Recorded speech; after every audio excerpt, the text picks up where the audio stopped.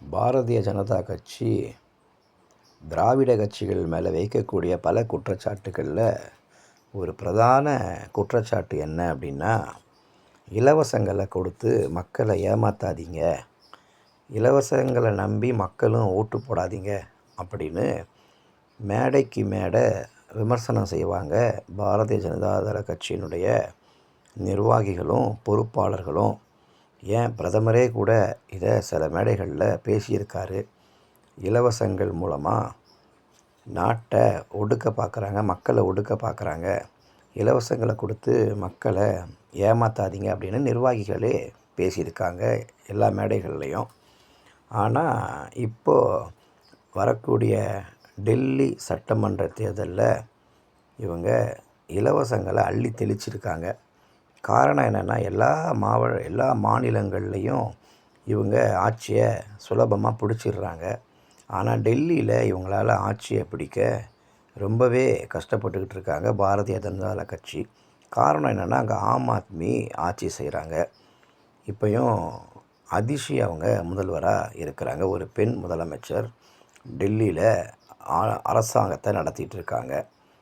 இந்த அரசாங்கத்தை எப்படியாவது இந்த சட்டமன்ற தேர்தலில் கவுத்துலணும், அவங்கள எதிர்கட்சியாக உட்கார வச்சுட்டு பாரதிய ஜனதா கட்சி அவங்க ஆளுங்கட்சியாக வரணும்னு ரொம்ப தீவிரமாக முனைப்பு காட்டுறாங்க. இதுக்காக அவங்க அறிவிச்சிருக்கிற இலவசங்களை உங்களுக்கு நான் பட்டியலிட்டு சொல்கிறேன். இந்த இலவசங்களை நீங்களும் கொஞ்சம் கேளுங்க. நம்ம திமுக அரசை எப்படி இவங்க சாடுறாங்களோ, இலவசங்களை கொடுத்து ஏமாற்றாதீங்கன்னு சொல்கிறாங்களோ, அவங்களே இந்த திமுக அரசை பார்த்து காப்பியும் அடிச்சிருக்காங்க.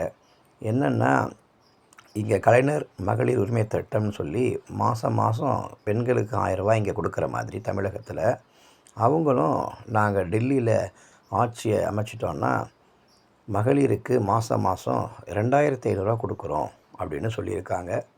2500 ரூபாயை மகளிருக்கு மாதந்தோறும் உரிமை தொகையாக நாங்கள் கொடுப்போம் அப்படின்னு பாரதிய ஜனதா கட்சி அங்கே அறிவிச்சிருக்காங்க தேர்தல் அறிக்கையில்.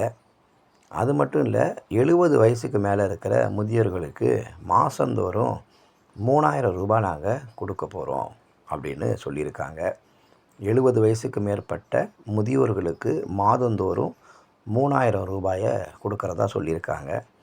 அது மட்டும் இல்லை, ஸ்லிம் ஏரியா அப்படின்னு சொல்லக்கூடிய பகுதிகளில் அடல்ட் ஃபுட்டு கேன்டீன் அப்படின்னு ஆரம்பித்து, இங்கே எப்படி அம்மா உணவகம் இருக்கோ அதே போல் ஸ்லிம் ஏரியாக்களில் அடல்ட் ஃபுட்டு கேன்டீன், அதாவது 18 வயசுக்கு மேற்பட்டவர்கள் பெரியவர்களுக்கான உணவகம் அப்படின்னு ஆரம்பித்து 5 ரூபாய்க்கு நாங்கள் உணவு வழங்க போகிறோம் பொதுமக்களுக்கு அப்படின்னு தேர்தல் அறிக்கையில் வாக்குறுதி கொடுத்துருக்காங்க பாரதிய ஜனதா கட்சி. அது மட்டும் இல்லை, இங்கே எப்படி கர்ப்பிணி பெண்களுக்கு மானியத்தொகை வழங்கப்படுதோ தமிழகத்தில், அதே மாதிரி 21,000 ரூபாய் நாங்கள் கர்ப்பிணி பெண்களுக்கு கொடுப்போம் அப்படிங்கிறத டெல்லியில் வாக்குறுதியாக கொடுத்துருக்காங்க. ஆனால் இதை பெண்கள் கடுமையாக விமர்சிக்கிறாங்க. இவங்க 21,000 எப்படி இவங்க கொடுப்பாங்க, அதெல்லாம் கொடுக்கவே முடியாது அப்படின்னு டெல்லியில் இருக்கிற தமிழகத்தை சேர்ந்தவங்களே அங்கே டெல்லி பெண்கள் சொல்கிறாங்க. அப்படிங்கிறத காங்கிரஸ் நிர்வாகிகளே பல விவாத மேடைகளில் பேசியிருக்காங்க. அது மட்டும் இல்லை, இங்கே எப்படி கேஸுக்கு நாங்கள் மானியம் தருவோம் 100 ரூபாய் அப்படின்னு திமுக அரசாங்கம் சொன்னாங்களோ, அதே போல் அங்கே கேஸுக்கு சமையல் எரிவாயுவுக்கு 500 ரூபாய் நாங்கள் மானியம் தருவோம் அப்படிங்கிற வாக்குறுதியும் கொடுத்துருக்காங்க. அது மட்டும் இல்லை, பிரியங்கா காந்தியோடைய கன்னம் எவ்வளோ பளபளன்னு இருக்கோ அந்த மாதிரி நாங்கள் இங்கே இருக்கிற சாலைகளை நாங்கள் மேம்படுத்திடுவோம், அந்தளவுக்கு நாங்கள் பளபளன்னு ஆக்கிடுவோம் அப்படின்னு மேடைக்கு மேலே பாஜக நிர்வாகிகள் பேசிக்கிட்டு வராங்க. இப்படி நிறைய வாக்குறுதிகளை அள்ளி வீசியிருக்காங்க. ஒரு கட்டத்தில் இவங்க வாக்குறுதிகள் கொடுக்கறது அது செய்தி பெரிய விஷயம் இல்லை.